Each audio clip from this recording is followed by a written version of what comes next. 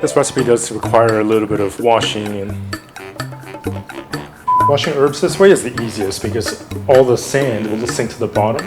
Washing herbs this way is the easiest because the herbs will fill. Washing herbs this way is the easiest because the herbs. Washing herbs this way is the easiest because the herbs will stay on. Washing herbs this way is the easiest because the herbs will float on top and the sand will sink to the bottom.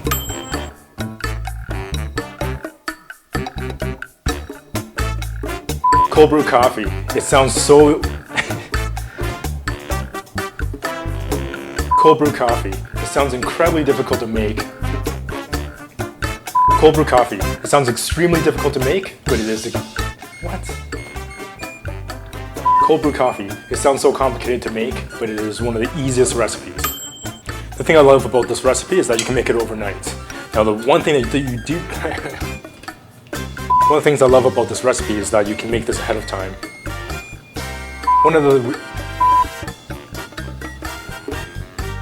things I love about this recipe is that you can make it ahead of time. In fact, you make it overnight. Now the one thing that you do need is the mighty French press.